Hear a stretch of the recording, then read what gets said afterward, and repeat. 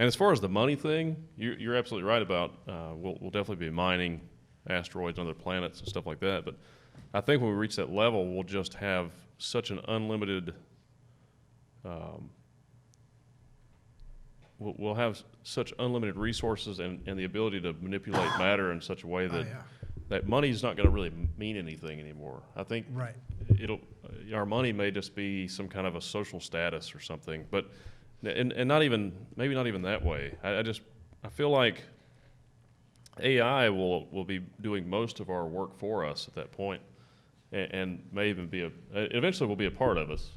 But I just don't think we'll worry about money or currency. I don't think it's going to be a thing. I mean, I think it could exist, but I think there'll just be unlimited amounts of it. And maybe some people have more of it because they're maybe doing more things in society, but you're not going to have poverty. I don't think poverty and stuff like that will exist because, I mean, right now we have more resources than we can even comprehend just on the earth. It's just, we don't know how to access the matter. Like, we don't know how to manipulate the matter to access the resources. Right. Because there's so much energy just in a grain of sand on a quantum level, but we don't know how to harness that energy. But we're not even a class 1 civilization yet.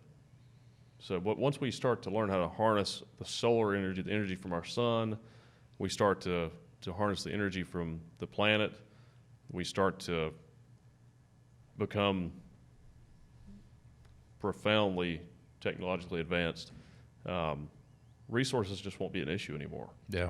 But I also don't know that we'll be the same thing once we reach that level either. And I don't know how long that'll be. I don't think it'll be very long.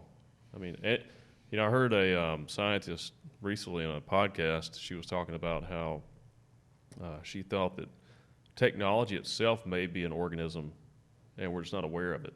Like it may be just a different type of life form, and it's almost manipulating us to manipulate it. But I think it's all the same thing. I think nature's all one thing, and maybe life, maybe technology is another step in the process of life. Because you look at your phone, I mean, this thing is pretty amazing. Oh yeah, and it looks pretty amazing, but it's all from the Earth. It's just been manipulated that much. This is like the combination of millions of brains working together in some symbiotic relationship, like this collective consciousness that's creating this thing. And, it's really just nature manipulating itself. Yeah. And this has got to be what nature is becoming, right? Yeah. I mean, guys like Ray Kurzweil say that, this may be what the whole planet turns into. Once we learn how to manipulate matter in a way that we can use or not use, but harness all the resources in a non-destructive manner. So Earth will become Coruscant, huh? Yeah, I mean, seriously, everything could just become technology. I mean, everything may already be technology anyway. We think of technology as not natural, but it's nature. It's just as natural as a tree. Right. What do they call the biotech? Wetware? Yeah. So I think hopefully we'll experience it, but if not, I think eventually there will be it'll be indistinguishable. Technology will be indistinguishable from nature, what we call nature. Right. It'll all be some kind of technology, and it'll probably just continue to spread out through the universe. I still think the nature argument will be an argument that humans have for a while, though. Like, I agree that everything is nature, but then people have this sort of divided notion as to what's natural and what's unnatural. Yeah, a lot of that's just ideology, though. Yeah. But once we start merging with this technology, there will be no question. I think that part may take longer. I think there's going to be holdouts, is what I'm saying. Oh, yeah. But I don't think you can stop it. Yeah. I mean, if all the futurists and scientists that are working in these fields, it's not like it's one group of people doing it or one person doing it. It's exponential. So there's so many different people doing this type of research that it's what we do. It's like telling the bees to stop building the beehive. Like, what else are they going to do? They build beehives. Right? They're bees. We build technology. That's what we do. And it does make me think of a concern that I do have about it. So China is one of the biggest global powers in the world, and probably second to us. And technologically, they're really advanced. I mean, they probably invest more in AI and technology than anybody.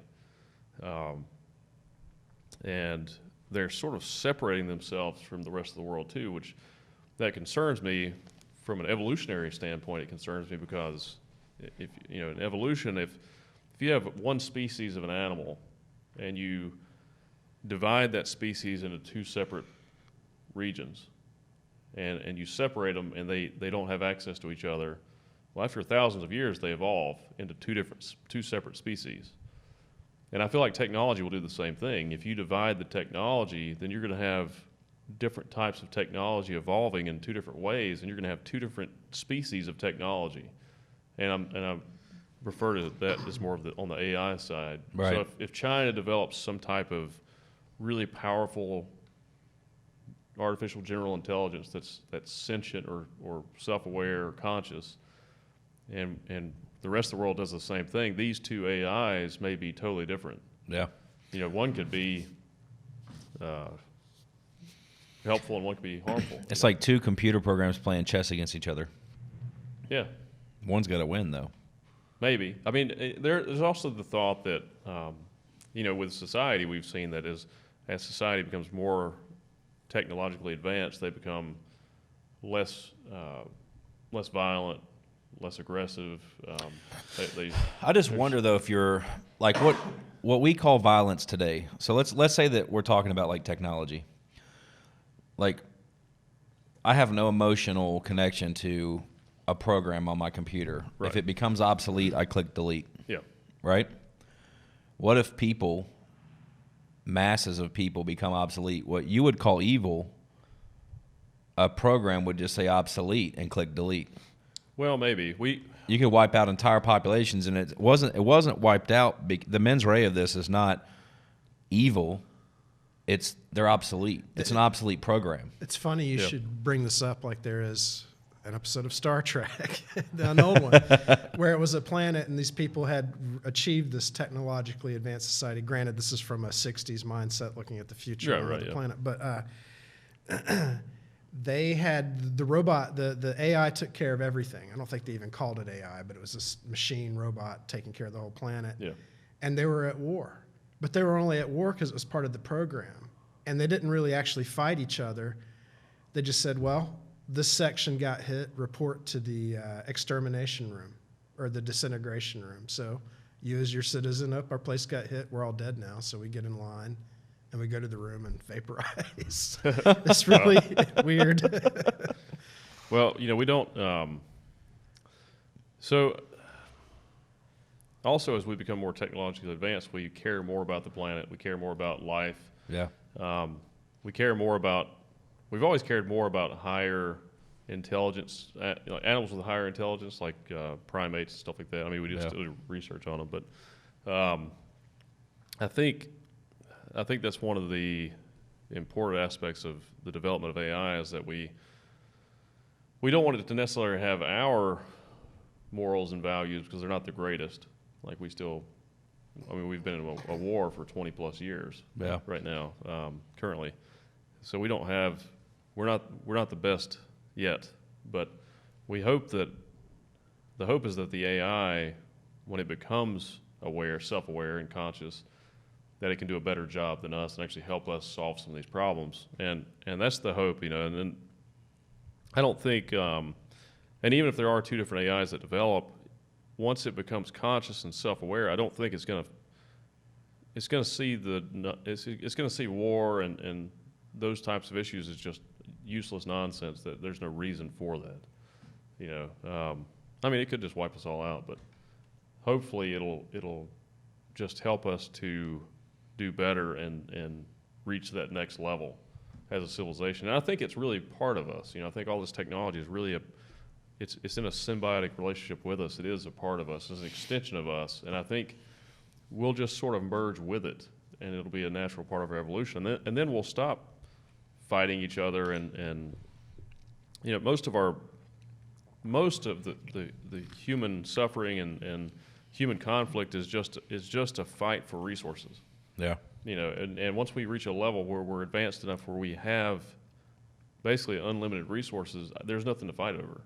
You know, at that point, we're just trying to continue on as a species, and you know, there'll be no regard, like no awareness of racism or any of this nonsense we deal with today that just seems silly. So you think that sort of, here I'm using that N word again, natural, sort of our natural predisposition to compete with each other, to win over each other and all that will dissipate because of just abundance of everything at your fingertips. Right. I mean, we're primates. So if you look at primates, like lower primates than us, they still behave, they're very selfish. They're always fighting each other over resources and areas. And, you know, I think we're getting past that. And I think once we can increase our mental capacity to a certain level where we can all be connected together. I think all life is probably one living organism anyway. It all came from